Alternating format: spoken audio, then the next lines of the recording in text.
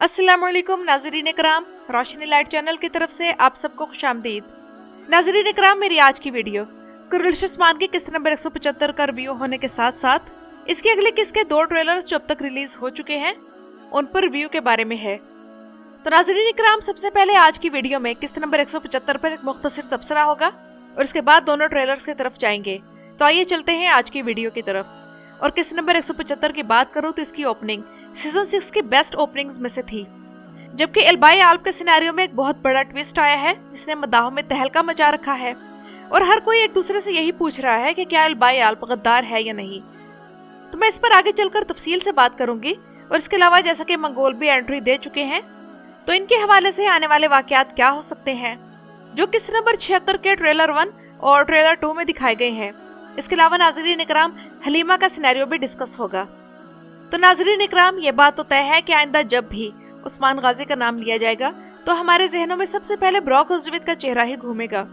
किस्त नंबर 175 के family scenes awesome थे। इसके अलावा फाइट सीन हो या फिर खाने का सीन, ये ऐसे थे कि अगर ये हर किस्त में आ जाएं तो हम बोर नहीं होंगे, क्योंकि ऐसे फैमिली सीन्स इस सीरीज की खास बात हैं। और आखिरकार कले की फतह एक नए अंदाज से दिखाई गई, जिसमें मंजनीकों का इस्तेमाल, उसके बाद जंगजुओं की मायूसी और फिर उस्मान बे का जबरदस्त प्लान और फिर फाइटिंग। तो ये हर लिहाज से एक मुकम्मल फतह थी।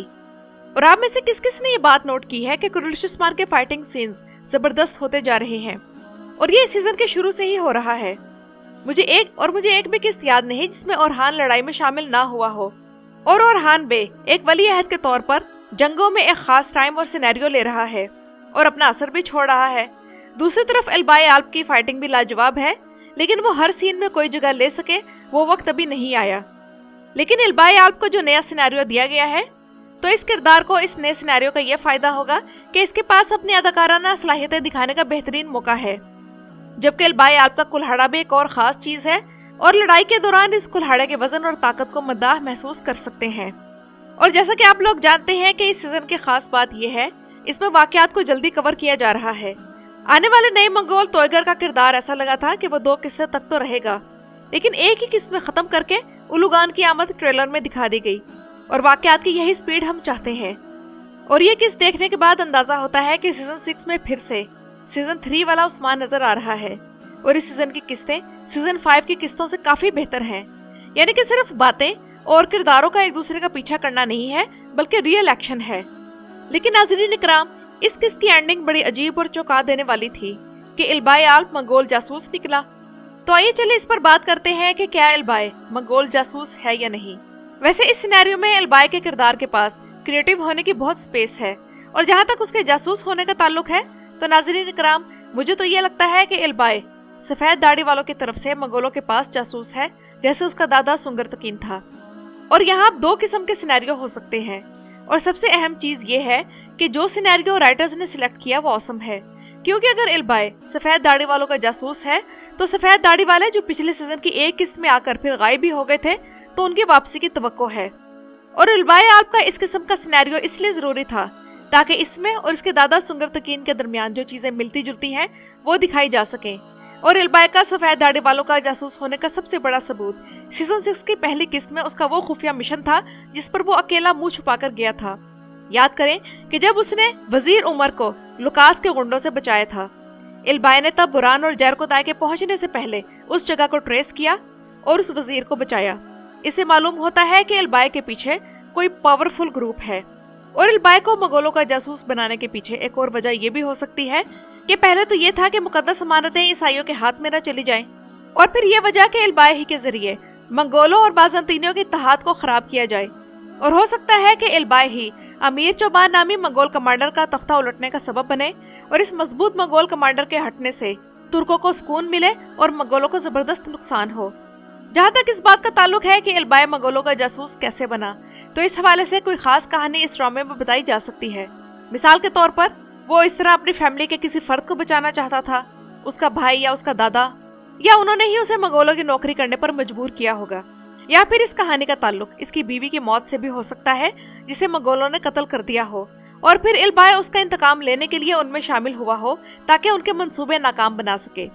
एल्बाई का ये सिनेरियो एक शॉकिंग सिनेरियो है, जिसकी वजह से मंगोलों की आमद की एक्साइटमेंट वाकयात में बढ़ जाएगी। वरना हर सीजन में मंगोल आते ही रहते हैं, तो मद्दाहों के लिए ये कोई ज्यादा नई बात नहीं थी। और यहाँ ये भी याद रखें कि एल्बाई के हवाले से एक और राज भी खुलने के लिए तैयार है कि वो सुंगर तकीन का पोता और काई नस्ल से है।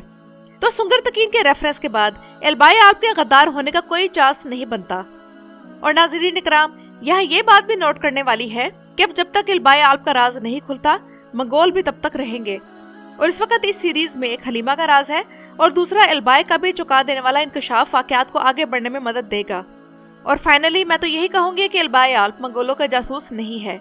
लेकिन अगर राइटर सिनेरियो ये लिख देते हैं कि एल्बाई आल्प सुंगर तकीन की तरह जासूस नहीं बल्कि असल में ही मंगोलों का साथी है, तो इसका मतलब यह है कि डायरेक्टर व्यूज बढ़ाना चाहता है और एल्बाई का किरदार इतना मुश्किल है कि इसे एक्सपोज होने के लिए पूरा सीजन चाहिए।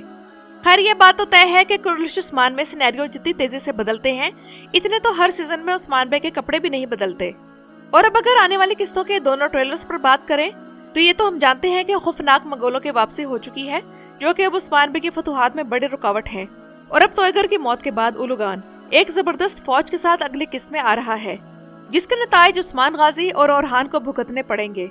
और एक अहम चीज जो ट्रेलर में दिखाई गई है वो ये है कि मंगोलों के कैंप में एल्बाई भी मौजूद है, यानी कि क्या ओरहान को किसी ट्रैप में फंसाकर फिर उस्मान बे को घेरने की कोशिश की जाएगी। इसके अलावा ट्रेलर में ओरहान बे पहली बार अपने किले में नजर आए, यानी कि कराचा हिसार, जहां तारीख के मुताबिक उनका हुक्म चलता था और उस्मान बे ने ओरहान गाजी की कमांड में ये किला दे दिया था। उम्मीद है कि ओरहान को इस किले में बार बार दिखाया जाएगा, जो कि इनकी फतुहात का तारीखी मरकज था। और नाज़रीन इकराम, अब आते हैं हलीमा के राज की तरफ। तो आने वाली किस्त के ट्रेलर में हलीमा और बाला का सीन एक बार फिर मद्दाहों की तवज्जो का मरकज है। और अभी भी यही डिस्कशन है कि क्या ये सीन ख्वाब है या हकीकत, और क्या हलीमा उस वक्त होशो हवास में थी या नहीं, और वो क्रॉस चेन जो उसने पहन रखी थी वो भी गिर गई थी। तो ऐसा लगता है कि अब ये मामला ज्यादा दिन नहीं लेगा। अब इस वक्त दो लोग इस राज को जानते हैं, यानी कि लुकास और सोफिया, और लगता है कि हलीमा सोफिया के जरिए इस राज को जानेगी जब वो सोफिया की दी गई दवाई पीना बंद कर देगी। जबकि मुझे लगता है कि बाला और हलीमा का ये सीन ख्वाब नहीं है, क्योंकि बैकग्राउंड में फातिमा भी मौजूद है, और जब वो बाला के गले लगती है तो वो होशो हवास में है, तो मतलब है कि अब ये राज खुल जाएगा। और नाज़रीन इकराम, ये भी मुमकिन है कि हलीमा को जो जहर दिया जाएगा उसकी वजह से उस दवाई का असर चला जाएगा जो सोफिया हलीमा को देती थी, और इस तरह हलीमा को अपना पुराना वक्त याद आ जाए, यानी कि अपना बचपन। या फिर नाज़रीन इकराम, ये सोफिया की कोई नई चाल भी हो सकती है, जैसा कि मैंने अपनी पिछली वीडियो में जिक्र किया था कि हो सकता है कि सोफिया हलीमा को ये ऑर्डर दे कि वो बाला खातून को ये स्टोरी सुनाए, और फिर इस तरह बाला को एतमाद में लेकर उसे कत्ल किया जा सके। तो बहरहाल नाज़रीन इकराम, काफी दिनों के वक्फे के बाद ये तो थी मेरी आज की वीडियो। अपनी राय का इजहार कमेंट्स में जरूर कीजिएगा। मेरे चैनल पर आने का शुक्रिया।